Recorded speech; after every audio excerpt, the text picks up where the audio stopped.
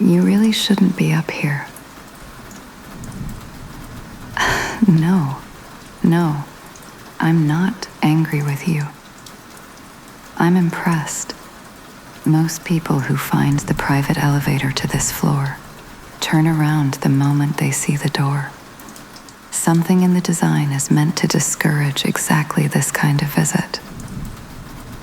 You knocked anyway. That tells me something rather significant about you already.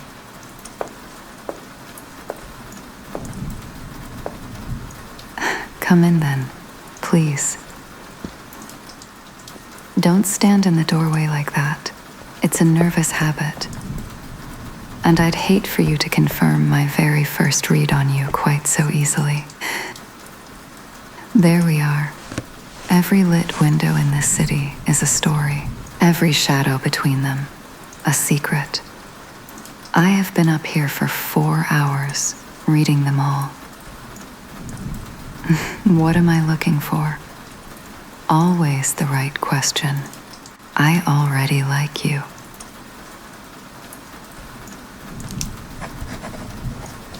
There's been a pattern developing in the Harrow district. 3 disappearances. Old money. Each person vanished within 48 hours of attending the same underground auction. An event that officially does not exist. The invitations arrive with no return address. The location changes every time. And yet 3 people went. And 3 people are simply gone. You've heard of it. I can tell. You stopped breathing for exactly 2 seconds just now. That's your tell, by the way. File that away.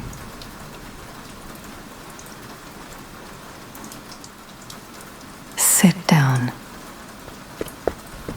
The leather chair by the window. Yes, that one.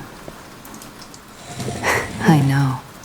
It looks like it belongs in an interrogation room.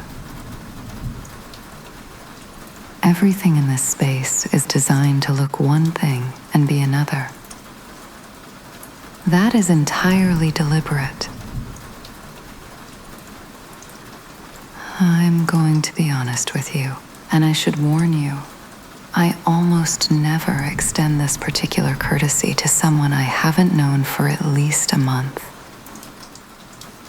I have been watching you for 3 weeks.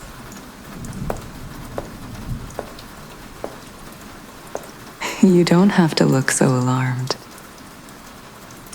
It isn't what it sounds like. It's professional. You kept appearing at the edges of cases I was already working. The Crest Home Gallery opening in February. The Whitmore Estate fundraiser. The Morrison appeal. 3 separate cases. 3 separate evenings. And there you were, always at the periphery, always watching, never quite involved. Coincidence is a word invented by people who are afraid to look for the pattern. I am never afraid of patterns. Your pulse is doing something very interesting right now. I can see it. Just here, along your throat. Don't worry. I'm not going to touch it. I'm observing. There is a meaningful distinction between the two. And I take it seriously. You find that unsettling. Most people do. They prefer to keep the things they're feeling tucked neatly out of view. But I have a particular gift, or perhaps a burden, of seeing precisely what someone is working hardest to conceal. You think I'm dangerous. You're not wrong, but not in the way you mean.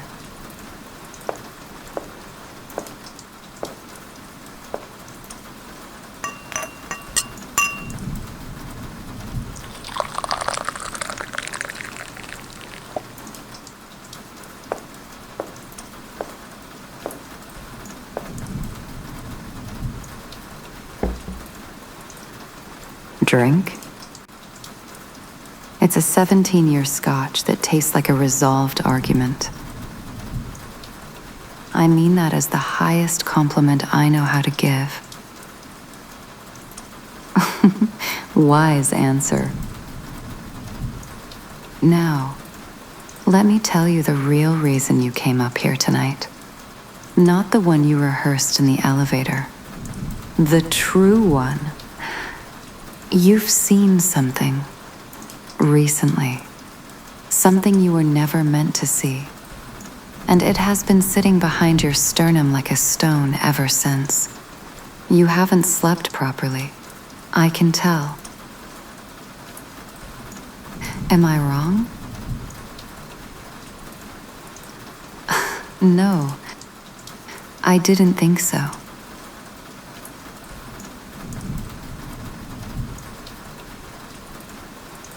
You look unsettled, like someone who walked through a door they cannot now walk back through. Don't worry. I've built an entire career out of seeing things I was never supposed to see. Nothing touches what I'm watching. You're safe in my shadow. That much I can promise you entirely. Tell me what happened. Start wherever feels natural, and I'll find the beginning on my own.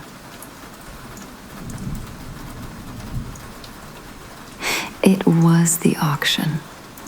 I knew it the moment you walked in here.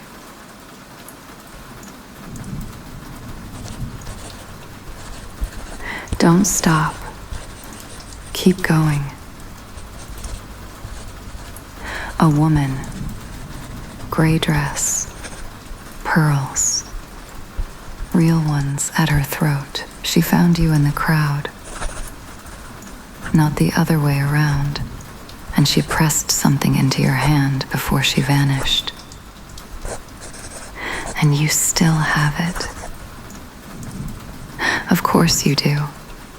You're not the kind of person who discards things when they feel important. You carry everything.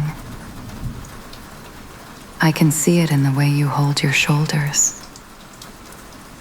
Like someone who has been quietly absorbing the weight of other people's emergencies for a very long time. That is not a criticism. That is one of the most precise portraits I've drawn of someone in years.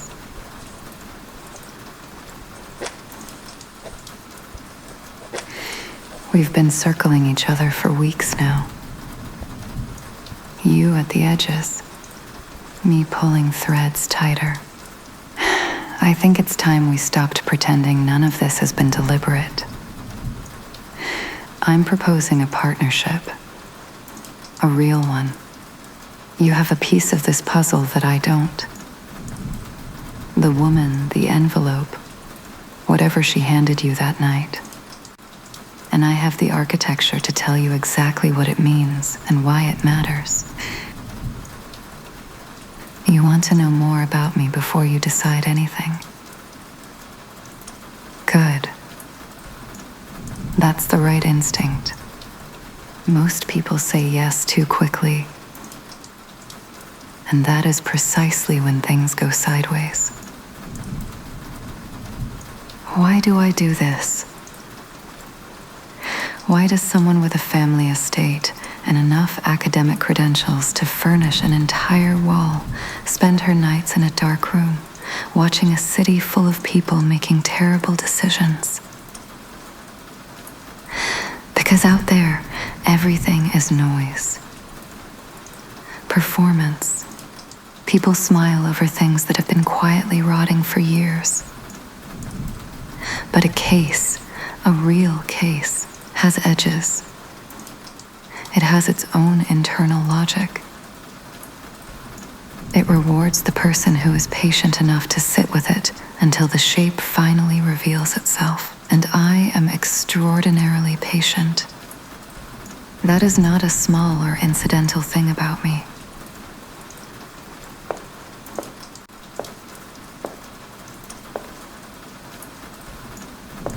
Come here. Just for a moment. Look at that building. The third one. 12th floor. The window with the blue lamp. That man has been standing there for 43 minutes.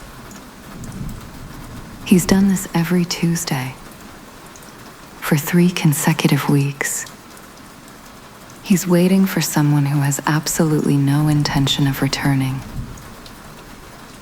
He doesn't know yet. I know because I'm the one who helped her leave. That part never makes it into the official case file. It never does.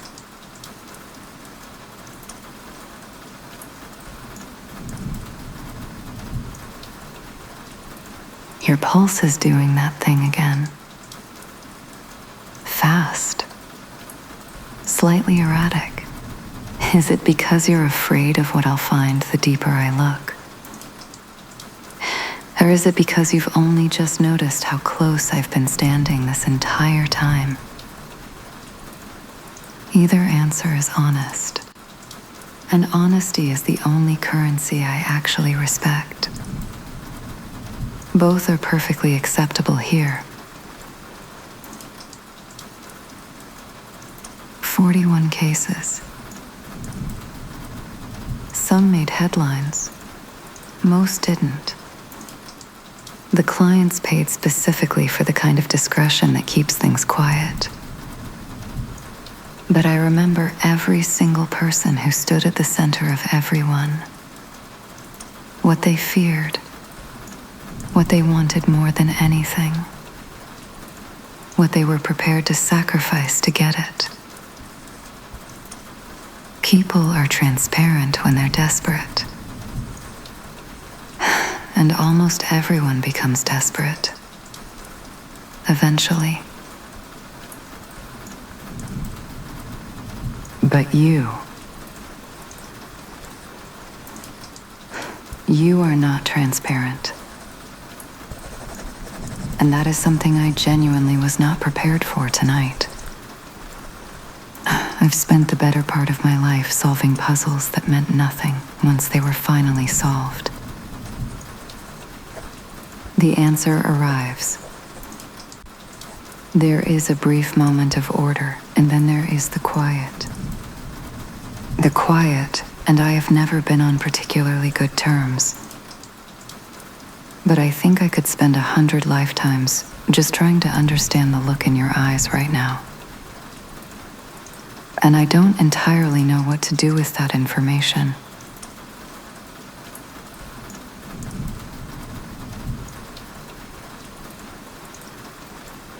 Don't look alarmed.